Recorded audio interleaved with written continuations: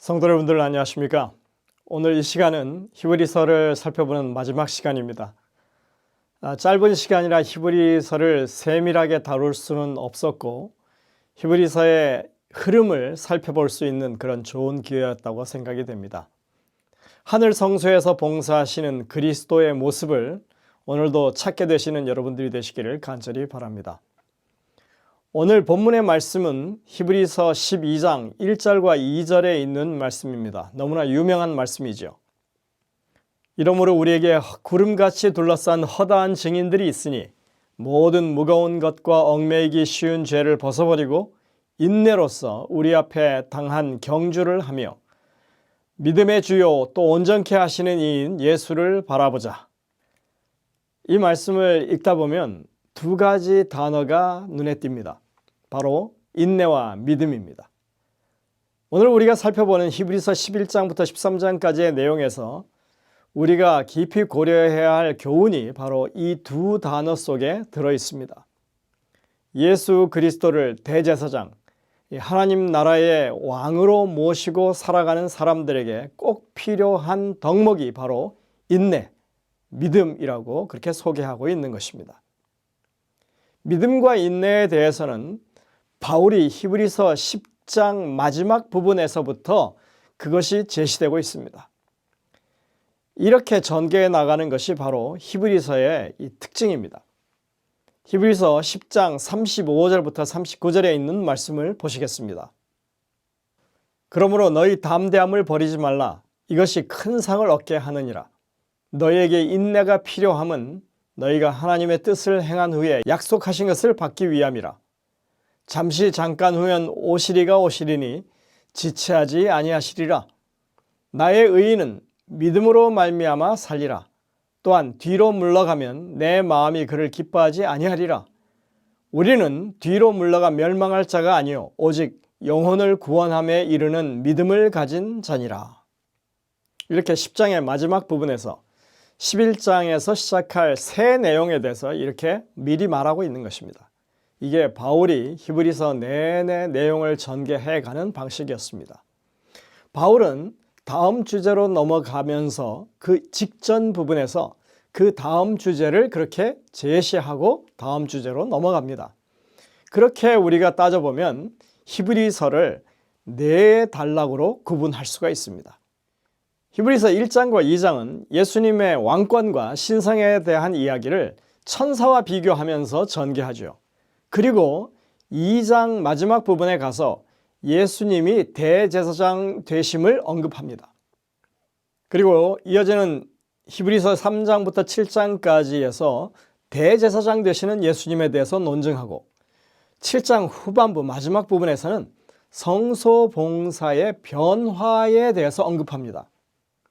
이어지는 8장부터 10장의 내용은 지상성소에서 하늘성소로 이어지는 하나님의 구속사업에 대해서 논증을 합니다. 그리고 10장의 마지막 부분에서 지금 우리가 살펴보고 있는 이 부분이죠.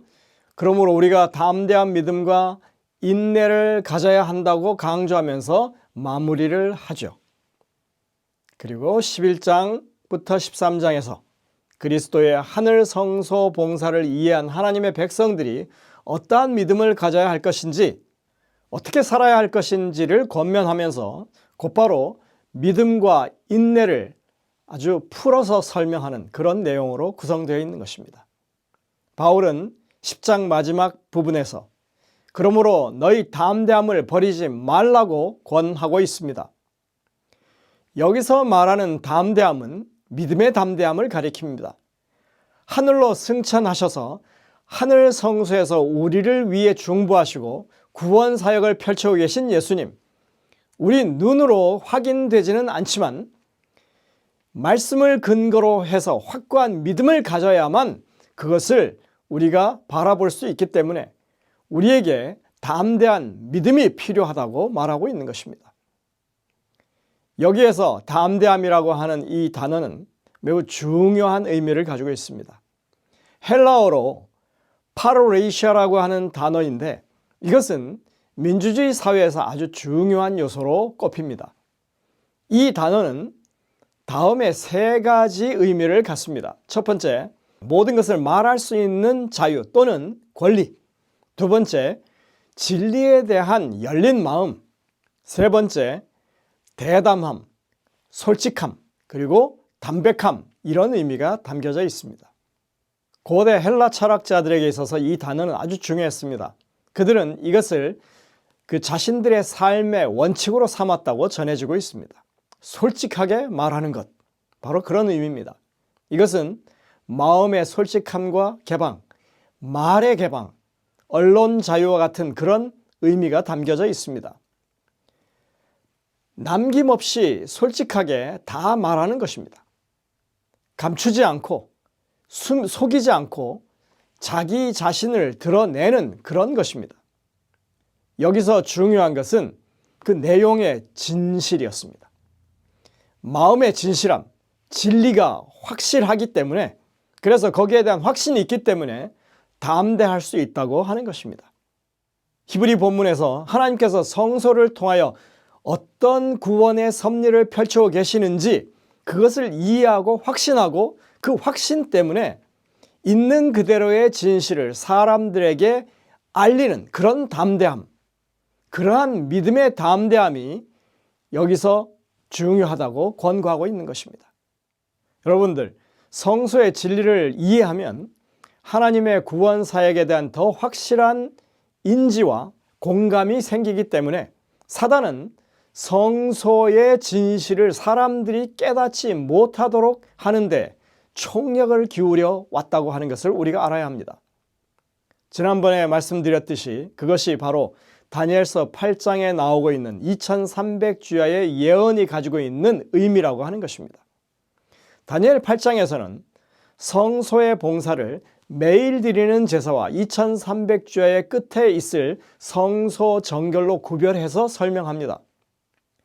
매일 드리는 제사는 히브리어로 타미드인데 이 성소 봉사가 쉬지 않고 지속적으로 그 구원 사역이 중단 없이 속죄와 구원을 이루는 것이라고 하는 것을 말하는 것입니다. 성소를 통한 구원 사역은 언제나 지속되고 있다고 하는 기별이 바로 그 타미드 가운데 담겨져 있습니다. 어떤 사람들은 히브리서를 설명하면서 예수님이 승천하신 후에 하늘 지성소로 들어가셨다고 주장합니다. 그러나 성경은 매일 드리는 제사와 지성소 사역을 함께 말씀하고 있습니다. 예전에 저도 히브리서에서 말하는 성소 사역이 성소 사역인지 지성소 사역인지 이것을 좀 구별해 보려고 노력을 했었습니다. 하지만 히브리서 9장을 보시면 아주 분명하게 성소 사역과 지성소 사역 모두에 대해서 말하고 있음을 우리가 발견합니다. 예수님이 하늘 성소에 가셔서 감당하시는 사역은 성소 사역은 물론이고 그리고 지성소 사역이 같이 포함된다고 하는 것입니다. 히브리서 9장 1절부터 7절을 읽어보시면 첫 장막, 즉 모세 성소에서 이 매일의 성소 사역이 있는 것을 말하고 있고 그리고 1년에 한 차례 있는 지성소 사역에 대해서도 같이 말하고 있습니다. 그리고 이어지는 9장 8절에 보시면 이렇게 말씀하고 있습니다. 성령이 이로써 보이신 것은 첫 장막이 서 있을 동안에는 성소에 들어가는 길이 아직 나타나지 아니한 것이라. 예수님이 이 땅에 오셔서 세상 죄를 지고 하는 하나님의 어린 양, 유월절 어린 양으로서 모든 제사를 함축하는 희생이 있기까지 하늘 성소에 들어가는 길이 아직은 나타나지 않았었다.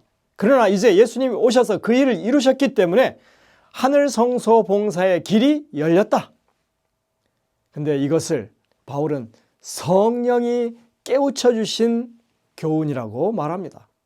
바울이 예언의 말씀과 선지자들의 그 글들을 통해서 연구하는 가운데 성령께서 그것을 깨우쳐 주신 것이다. 바로 하늘 성소에 들어가서 봉사하시는 예수 그리스도에 대한 분명한 기별이 그의 마음 가운데 확신으로 차올랐다는 것입니다. 그래서 바울은 담대함을 가지고 지금 이 사실을 거리낌 없이 솔직하게 확신에 차서 그 당시의 성도들에게 그리고 오늘 우리들에게 그것을 지금 다 말씀하고 있는 것입니다. 히브리서 9장 11절부터 12절입니다. 그리스도께서는 장래 좋은 일의 대제사장으로 오사 손으로 짓지 아니한 것 곧 이 창조에 속하지 아니한 더 크고 온전한 장막으로 말미암아 염소와 송아지의 피로 하지 아니하고 오직 자기의 피로 영원한 속죄를 이루사 단번에 성소에 들어가셨느니라. 여러분들, 이렇듯이 바울의 기별은 온통 예수 그리스도의 하늘 성소 사역에 집중되고 있습니다. 우리가 히브리서의 이 네 번째 부분 가운데서 발견할 수 있는 아주 특이한 사항은 우리가 흔히 믿음으로 말미암는 의라고 부르는 그것이 성소의 이해와 아주 분명하게 연결되고 있다고 하는 것입니다. 잠시 잠깐 후면 오시리가 오시리니 지체하지 아니하리라. 의인은 믿음으로 말미암아 살리라. 이렇게 말하는 하박국 2장 3절 4절의 말씀을 인용하면서 그것을 입증하고 있습니다. 바울은 10장의 이 마지막 절에서 그것을 가리켜서 영혼을 구원에 이르게 하는 믿음이라고 부르고 있습니다. 성소를 이해하는 것이 영혼을 구원하는 믿음이다. 자, 그럼 아주 명확해집니다. 예수 그리스도를 통해서 구원을 받은 사람들은 성소의 진리를 이해함으로 더욱 성장하는 사람들이 된다. 그러니까 여기 10장 마지막에서 영혼을 구원하는 믿음이라고 말하고 이제 11장에서 믿음장이죠. 거기서 말하고 있는 그 믿음이 무엇인지 분명한 것입니다. 그것은 단순히 하나님이 존재한다 하는 그런 믿음이라기보다는 더 나아가서 성소를 통한 구속의 경륜, 즉 하나님께서 주시는 이 상급에 대한 믿음이 분명한 것입니다. 히브리서 11장에 나타나고 있는 그런 믿음의 이 조상들의 리스트는 한결같이 그런 믿음을 가진 사람들이었다고 하는 것을 우리가 생각할 수 있는 것입니다. 가인보다 더 나은 제사를 드렸던 아벨, 그리스도의 구속적인 희생을 이해한 사람이라는 것입니다. 에녹은 하나님과 동행하는 삶을 살았습니다. 다시 말해서 성소의 삶을 살았던 사람입니다. 노아는 구원의 방주를 세웠고 그것을 통하여 성소의 원리를 전수해 준 사람이었습니다. 아브라함은 독자 이삭을 제물로 드리는 그런 사건을 통해서 하나님께서 장래에 가지고 계신 계획, 즉 모리아산, 즉 예루살렘에서 독생자를 메시아로 보내서 속죄 제물로 드릴 수 있다고 하는 것을 알려준 사람이었습니다. 이들은 모두 당대에는 그 일이 성취되지 않을 그런 일들에 대해서 멀리서 보고 환영했던 그런 정말 이제 하나님의 이루심에 대한 확실한 믿음을 가지고 살았던 사람들이라고 하는 것입니다. 마찬가지로 아브라함의 후손들 이삭과 야곱은 하나님께서 아브라함에게 하셨던 그 약속, 즉 애굽에서 일정한 기간이 지나면 돌아오리라고 한 그 약속을 그들은 분명하게 믿었던 사람들이었습니다. 그리고 요셉도 하나님께서 이스라엘 백성들을 애굽에서 가나안으로 돌이키실 것을 분명하게 믿었기 때문에 그렇게 유언했던 것입니다. 믿음은 이렇게 당대에는 결과가 이루어지지 않지만 하나님의 구원과 함께 하심에 대해서 그리고 그 약속의 현재성에 대해서 하나님을 확실히 신뢰하는 그것이 바로 믿음인 것입니다. 모세는 성소를 짓고 유월절과 예식과 절기를 세운 그런 사람이고 보이지 않는 자를 보는 것 같이 참았던 사람이라고 하죠. 그는 성소에 함께 계신 하나님을 모시고 살았던 사람입니다. 그리고 바울은 이스라엘 백성들 중에서도 하나님의 실존과 구원의 역사를 믿었던 믿음의 사람들을 계속 열거합니다. 거기에는 기생 라합, 기드온, 바락, 삼손, 입다, 다윗, 사무엘 그리고 여러 선지자들이 포함되어 있습니다. 그들이 어떻게 믿음으로 승리했는지 또는 믿음으로 어떤 고초를 겪고 고난을 당했는지에 대해서 나열하고 있습니다. 그리고 그들을 가리켜서 그 믿음이 세상이 감당치 못할 믿음이었다고 그렇게 말합니다. 하나님이 살아계시고 현실 속에서 여전히 역사하고 계신다고 하는 믿음, 그것이 바로 성소의 믿음 아니겠습니까? 그러한 선조들의 믿음의 여정이 이제껏 히브리서 내내 입증해 왔듯이 하나님이 이끄시는 성소 사역, 그러니까 이제는 예수 그리스도가 하늘 성소에서 봉사하신다고 하는 이 영적인 현실을 통해서 완성되어 가는 것이라고 그렇게 바울은 역사를 하고 있습니다. 히브리서 11장 39절부터 40절입니다. 이 사람들은 다 믿음으로 말미암아 증거를 받았으나 약속된 것을 받지 못하였으니 이는 하나님이 우리를 위하여 더 좋은 것을 예비하셨은즉 우리가 아니면 그들로 온전함을 이루지 못하게 하려 하심이라. 우리가 아니면 그들로 하여금 온전함을 이루지 못하게 하려 하심이라. 무슨 얘기입니까? 우리가 가진 이 성소에 대한 믿음, 하늘 성소에서 봉사하시는 예수 그리스도의 사역에 대한 이 믿음이 아니면 그들의 그 이전부터 가져오던 믿음이 완성될 수 없다, 온전하게 되지 못한다는 얘기입니다. 예수님이 하늘 성소에서 쉼없는 구속의 사역을 하신다는 것을 믿는 것이 믿음의 이 최고봉이라고 하는 사실, 바울은 히브리서를 통해서 이것을 계속 말하고 있는 것입니다. 이 믿음이 초기 교회로부터 마지막 교회에 이르기까지 지속적으로 유지되었어야 할 믿음이라고 지금 말하는 것입니다. 이것이 사단이 그렇게 숨기고자 했던 매일 드리는 제사에 관한 것이었습니다. 우리가 지난 시간에 살펴봤던 것처럼 예수님의 하늘 성소 봉사는 하나님의 함께하심, 즉 그분의 임재와 또 우리의 일상에서 우리의 양심을 회복하는 사역이 이 우리의 믿음 생활의 진짜 영역이라고 하는 것을 우리가 알 수 있는 것입니다. 이 성소에 대한 분명한 믿음을 우리가 확인하게 되면 바로 오늘 이 순간이 이런 변화의 역사가 우리 안에서 분명하게 드러나도록 우리의 믿음을 재무장할 때라고 하는 것을 우리가 분명히 확신해야 합니다. 자, 바울은 이렇게 11장까지의 기별을 마친 이후에 우리의 실제적인 믿음 생활이 어때야 할지에 대해서 권면합니다. 12장은 이렇게 시작하죠. 바로 오늘의 본문입니다. 이러므로 우리에게 구름같이 둘러싼 허다한 증인들이 있으니 모든 무거운 것과 얽매이기 쉬운 죄를 벗어버리고 인내로써 우리 앞에 당한 경주를 하며 믿음의 주요 또 온전케 하시는 이인 예수를 바라보자. 하나님의 구원의 사역, 이 성소를 통한 구원의 사역을 이해한다면 우리는 모든 무거운 것과 얽매이기 쉬운 것을 버려야 한다고 말합니다. 여기에 말하고 있는 이 얽매이기 쉬운 것, 무거운 것은 마라톤을 뛰는 선수들에게 있어서 정말 방해가 될 만한 그 모든 것들을 의미합니다. 여러분들 마라톤 뛰어보셨죠? 물병을 들고 뛸 수 있나요? 아니요. 그것조차도 힘듭니다. 두꺼운 옷을 입을 수 있나요? 아니요. 그거 정말 무의미합니다. 가장 가볍고 가장 단순한 복장으로 뛰어야 합니다.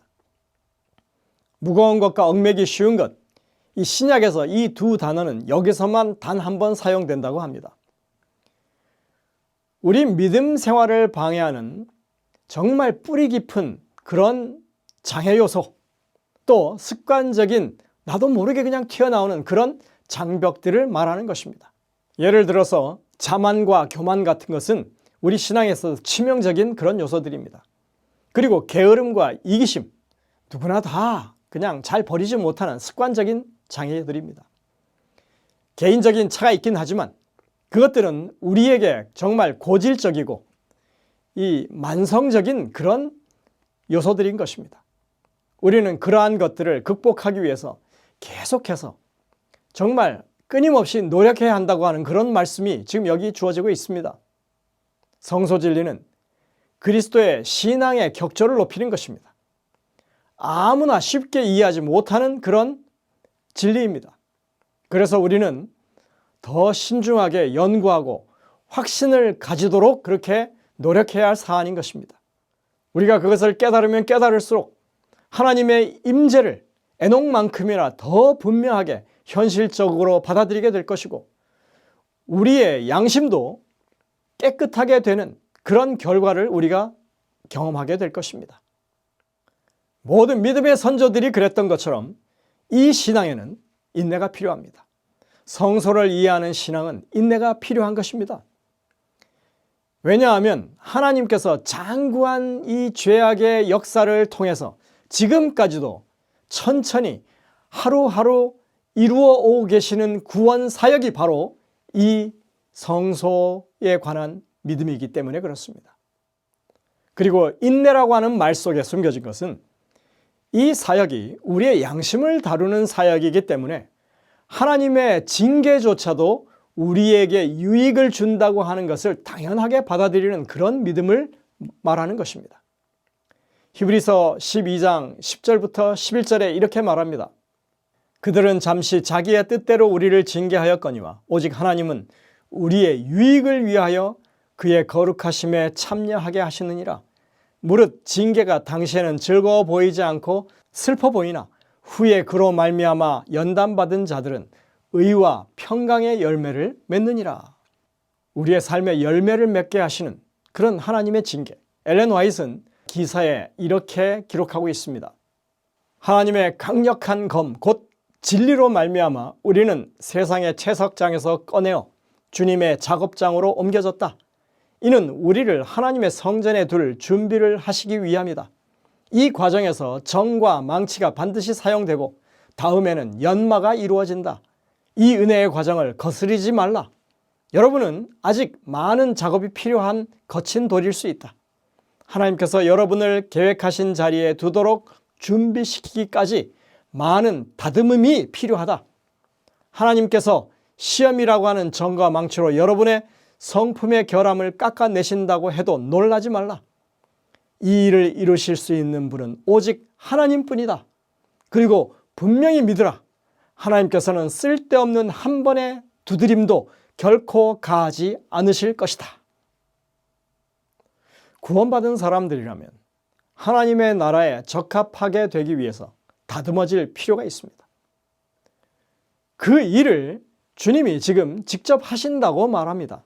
이것이 매일 드리는 제사의 내용 가운데 들어있는 것입니다. 이 얼마나 멋진 하나님의 계획입니까? 하나님을 전적으로 신뢰하십시오. 그분은 단 한 번도 실수로 두드리지 않으실 것입니다. 우리에게 어떤 타격도 주지 않으실 것입니다. 이러한 믿음은 인내를 이루게 하는 것입니다. 이 모든 과정에서 우리를 온전케 하시는 이인 예수 그리스도를 정말 우리의 시선에 고정시켜야 한다고 바울은 우리에게 권면합니다. 그리고 바울은 13장에서 우리가 하나님의 구속의 섭리를 이해한 사람들로 어떤 삶을 살아야 할 것인지 분명하게 우리에게 가르쳐주고 있습니다.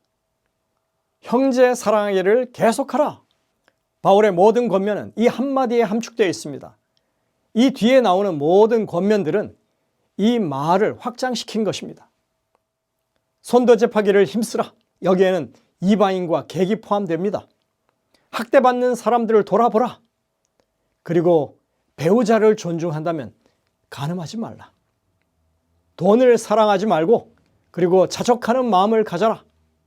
교회 지도자들을 존경하고 그들의 믿음을 본받으라. 이렇게 권면합니다. 히브리서 13장에는 이런 내용들이 반복됩니다. 그리고 히브리서 13장 6절은 이 모든 것을 이렇게 정리합니다. 오직 선을 행함과 서로 나누어 주기를 잊지 말라. 하나님은 이 같은 제사를 기뻐하시느니라. 바울은 지금 이웃 사랑하는 것이 하나님 앞에 드리는 산제사라고 설명하고 있습니다. 히브리서 13장에는 이 두 가지 제사가 나오는데 하나는 이웃 사랑이라고 하는 제사고 그리고 다른 하나는 예수님을 찬송하는 이 찬양의 제사가 있습니다. 그 내용은 히브리서 13장 8절부터 15절에 있습니다. 그리스도를 위하여 봉사하는 사람들은 그 봉사의 임함에 있어서 개인적인 이익을 추구하지 않는다고 하는 것입니다. 이에 대해서 바울은 대속죄일의 제단에 드려진 속죄 제물에 관한 것으로 비유를 합니다. 그 속죄물은 피는 성소로 가져가고 그 사체는 영문 밖에서 불태웠다 이렇게 말하면서 그처럼 예수님도 피는 하늘 성소로 가져가셨고 몸은 영문 밖에서 그렇게 골고다에서 희생되었다고 그렇게 말하면서 예수 그리스도를 본받는 그런 헌신하는 사람들은 그의 치욕을 짊어지고 영문 밖으로 나아가야 한다고, 우리는 이 땅에서는 영원한 도성이 없고 장차 올 새 예루살렘을 기다리는 사람들이니 이 땅에서 누리고 그냥 끝내고 말 그런 어떤 것들을 바라지 말고 멀리 있는 영원한 성을 바라보자고 권면합니다.